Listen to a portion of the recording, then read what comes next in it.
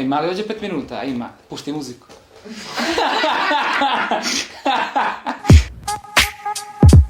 Prvi mentor bio bi moj košarkaški trener, Dragan Ivanović, koji nas je baš naučio strogoj disciplini, preciznosti, tačnosti, skromnosti i svemu tome što treba da ima jedan uzoran građanin, sportista i tako dalje.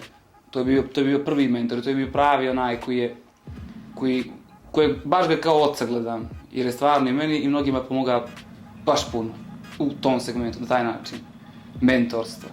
Što sam ja zapamtio, što rado pričam, to je da sam jednom došao 5 minuta prije početka treninga.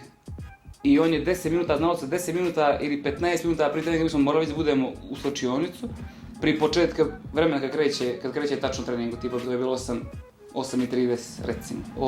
Ja sam bio 8:25 tamo i naišao na zaključana vrata. I pola sata nisam mogao da uđem, jako sam kucao i lupao i sve, nisam mogao da uđem niti da pušti. Tek onda, kad je došao, nije htio da priča sa mnom, ljut, pred svima nas skritikao, nikad više zakasnio nisam. Sad sport kao sport, jeste, košarku sam strašno volio i trener je puno tu pomogao, puno za disciplinu. Bilo je raznoraznih trenera i kod drugih timova i ekipa s kojima znam i siguran sam da ne bi njihov autoritet da me ne bi disciplinovao, kao što je autoritet mog trenera, ovog trenera. Sad, isto kao što je bila škola, kao što su bili profesori, jer u školi nastavnici, kod nekih se nije smjelo pisnut, a kod nekih se jednostavno se mogli zaustaviti. Sve opet zavisi od nečije discipline i nečijeg autoriteta. Sa jogom je bilo drugačije, nije niko govorio, bar ne u početku, koliko treba nešto da se uradi, niko nije pritiskao, niko nije gurao, nego je vas da bilo tu gdje je dobro, tu ostaneš, ne ideš dalje, ne ideš preko mjere. Sad, kod sporta uvijek bilo preko mjere, kod sporta se uvijek tražilo preko mjere, uvijek jedno ponavljanje više ili dva ponavljanja, uvijek više, kod joge ne, nego tu gdje je lijepo, tu zadržiš, čim je teško, pa te ljubi, miči. To je ogromna razlika i to je meni velika škola. Joga nema tima, nema ekipe, nema nema zamjene, nema odmora, nema ničega, čovjek je sam sa sobom. I onda počne najlakše i najprije počne to kroz časove joge, kroz vježbanje, kroz tih sat i pol koliko se vježba, ali onda čim ide dalje, onda u stvari, odnosno čim se krene više, čim se krene dalje, onda u stvari prelazi sa strnjače na mnoge druge stvari, na život, na cijeli dan, a ne samo na sat vremena. Ja sam slučajno počeo da idem na jogu, baš sasvim slučajno, i na časove gdje sam išao na jogu, ja sam mislio da, prijalo mi je, fizički mi prijalo, ali sam nekako su bili nedorečeni, nešto mi je nedostajalo. I tako je bilo na jedno mjesto, pa sam prešao na drugo mjesto, pa sam prešao na treće mjesto i uvijek je bila ista priča. Četvrto, peto, sve je bilo i onda sam nekako dobio neku želju, da pođem da vidim, jer siguran sam bio da nešto postoji iza toga, da nije samo to što se priča, da mora biti više. I onda tako krenula jedna škola. I onda malo po malo krenulo, otvorile se neke stvari, da sam mogao da pođem u drugu školu, odnosno u prvu pravu školu, to je Šivan Dašan. Onda je krenula stvarno, pričala sam stvarno vidio da je joga nešto mnogo više nego što se može reći, bar što ja mogu reći ili što umijem reći, ili mnogo više od onoga na što nilazimo. Ja mislim da je opšte poznato da mentor ili u ovom slučaju učitelj mora da bude prilagodljiv sredini gdje to prenosi, gdje to daje, i prilagodljiv ljudima, raznim ljudima s kojima se sarađuje. Sad, primjer, razlika prve godine kad sam ja počeo da radim jogu, ja sam zbog ljudi morao da puštam muziku na čas, jer su ljudi očekivali da to bude, da se na jogu dođe, da ima muzika, da svira muzika, da se nešto dešava tu, da je ta muzika neka koja ih navodi na neke zen, ne znam ni ja, televizije i nešto, što u stvari sa jogom veze nema. Ali tako je bilo godinu dana, tako je bilo druge godine, tek treće godine, ljudi koji su već 2 godine se vnikli za s kojima sam već prošao neke stvari, tek treće godine oni vide da muzike nema. Ali nije više, nema muzike, gdje nam je muzika, nego zašto nema muzike, ali oni dalje vježbaju. E sad, muzike nema, muzike nije trebalo da bude od početka, oni se nasmiju, prihvate, idemo dalje. I svi novi koji onda ulaze je mnogo lakše, jer vide ljude koji već vježbaju, a da nema muzike, i onda oni u startu ne postavljaju pitanje gdje je muzika. Tako sam samo na taj način, za muziku, samo mi je trebalo 3 godine da je ugasim, da prilagodim ljude na to. Jer da sam to odmah napravio, što isto može da se uradi, ali da sam odmah to napravio, pitanje je bi li ko ko uđe, vidi tišina, fire on. Joga u stvari uopšte nije lak. Iako ljudi to povezuju nekako, to je lako, to se sjedi, to se leži, joga uopšte nije lak. Nije lako raditi svaki dan, nije lako svaki dan raditi nešto, pa što god. Da čovjek zakuca Excel uzi, da ga svaki dan zakuca u 7 sati ujutro, posle mjesec dana ili posle godina dana će mu dosaditi. To je problem. Mislim, to je suština joge. Suština joge je borba sa samim sobom. Opet da se zaustave, ajde misli, ne da se zaustave, nego da se smire, da se umire misli. To je definicija Patanđalijeve sutre, druge sutre koja je glavna sutra koja objašnjava cijelu jogu. Yoga ščita vrtini rodaha. Yoga is restraining the activities of the mind. Yoga je da zaustavimo, da probamo da zaustavimo misli koje nikad ne možemo zaustaviti, ali da pokušamo da smirimo sebe.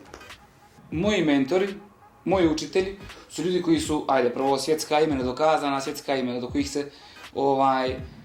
kojih sam ja mislio da je nemoguće da se dođe. U stvari baš nije tako, nego se baš lako dolazi do njih.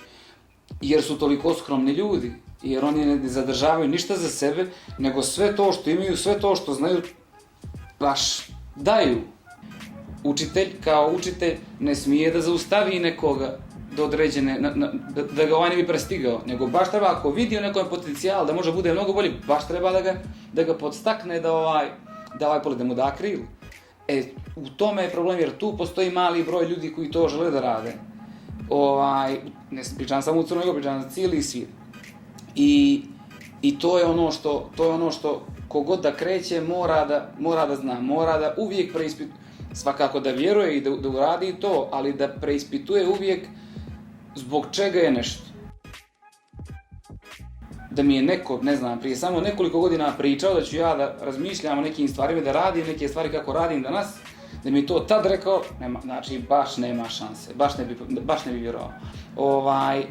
Joga je promijenila sve to na bolje, baš na bolje, jer kad ja znam da ću rano ujutro imam obavezu da pođem, da ljudi zavise od mene, zavise, da postoji određeni broj ljudi koji hoće da dođe da vježba, ja moram da pođem tamo, ja moram da se probudim na vrijeme, što automatski znači da ja moram uveče da legnem na vrijeme, da pomognem svima da odradim ono što je do mene, da naučim sve koliko neko može, koliko ja mogu da nekoga naučim, i na kraju posle toga ja moram da vježbam, jer ako ja ne vježbam, džabe, ja ne mogu naučiti nikoga. Kad nekoga podučavam, tipa sad nebitno, tu je 5 različitih ljudi, momci, djevojke, neko je povrijeđen, neko nije povrijeđen, neko ima diskus herniju, neko nema ništa, neko je fleksibilan, neko nije fleksibilan, neko je jak, neko nije jak.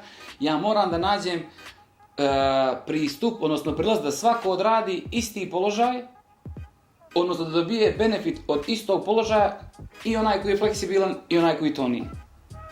I tu tek kreće učenje. Sad moj prvi put kad sam bio u Ašram, i sad to su ljudi koji su posvetili život jogi, koji nemaju nikakvu zaradu, nemaju ništa, oni su se toliko posvetili tome samo da podučavaju druge ljude, i oni ne rade ništa drugo. Oni imaju, ja ne znam, imaju jednu sami nose samo narandžasto, i oni su po cijeli dan tu su prisutni, tu non stop imaju predavanje, non stop imaju časove, toliko su aktivni, toliko su dobri, da čovjek baš mora da ih voli. To je nešto nebliže kao što bi kod nas bio monah, nešto nebliže tamo. I sad, moje prvo iskustvo tamo u Ašram, i ja sam sad već skoro 2-3 nedelje već bio tamo, i ja sad kao prave s vami i tu, ako neko želi, može da s njima sjedne da priča, o bilo čemu. I ja sad presrećen, imam pitanja 1000, i ja dolazim s vami da pričam, i ja sad u priču s njima, jer oni znaju sve, i ja u priču s njima, sa njom. I ja kako pričam, ja pitam nešto vezano sad za neke moje stvari, za život, kako sad ja tu objašnjavam i pričam. I sve sluša, ja sad čekam neki dan, samo kaže, ne zna.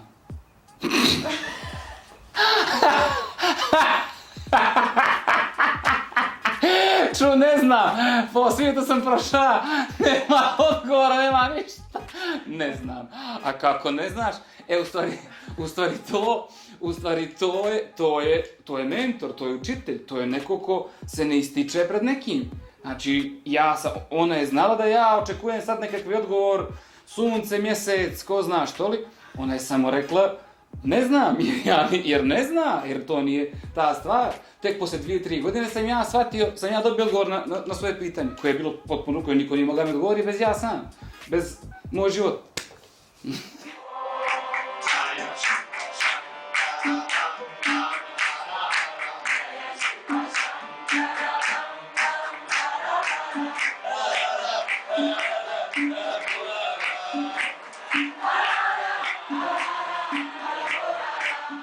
Pred kraj tih mjesec dana neko reče, jedan čovjek iz Amsterdama, sjećam se, on reče, kaže, neće puno proći, ali ćeš se opet on.